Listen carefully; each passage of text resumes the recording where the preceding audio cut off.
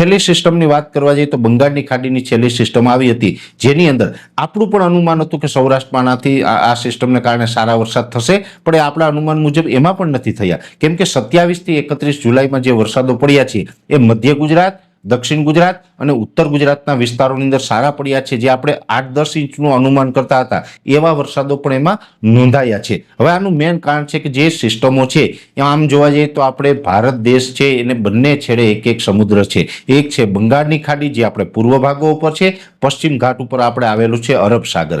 હવે આ અરબ સાગર કે બંગાળની ખાડી કોઈ પણ એક સમુદ્રની અંદર વરસાદની સિસ્ટમ બને તો જ સ્વાભાવિક રીતે આપણે વરસાદ આવવાનો છે, બીજો કોઈ વિકલ્પ આપણી પાસે હોતો નથી. અને આજથી એક દાયકા પહેલા જોવા જઈએ તો જે આપણે અરબ સાગર જ્યારે સક્રિય હોય ત્યારે ગુજરાતનું ચોમાસું સારું થતું હતું. બંગાળની ખાડીની જે સિસ્ટમો આવતી એ આજથી એક દાયકા પહેલા એવું હતું કે એ સિસ્ટમો છે એ મધ્યપ્રદેશ સુધી આવે, ત્યાં આવીને નબળી પડે અને ત્યાંથી ઉત્તર તરફ આગળ વધી જતી હતી. એટલે બંગાળની ખાડીની સિસ્ટમને કારણે આજથી એક દાયકા પહેલા સારા વરસાદો ન પડતા હતા. પણ છેલ્લા 7 થી 10 વર્ષની અંદર જે ટ્રેક બદલાયા હતા કે જે બંગાળની ખાડીની સિસ્ટમ છે મધ્યપ્રદેશ ઉપર આવીને ઉત્તર તરફ જવી જોઈએ, એની જગ્યાએ 7 થી 10 વર્ષમાં એવું બન્યું છે કે જે હવામાનમાં બદલાવ આવ્યા છે, જે ગ્લોબલ વોર્મિંગ છે, બીજા અન્ય પરિબળો છે, જેને કારણે વરસાદી સિસ્ટમના ટ્રેક ચેન્જ થયા હતા. એટલે મધ્યપ્રદેશ ઉપર આવીને ઉત્તર તરફ ખસવાની જગ્યાએ મધ્યપ્રદેશ ઉપર આવીને સતત પશ્ચિમ તરફ ગતિ કરતી હતી. એને કારણે આપણે 8-10 વર્ષ સુધી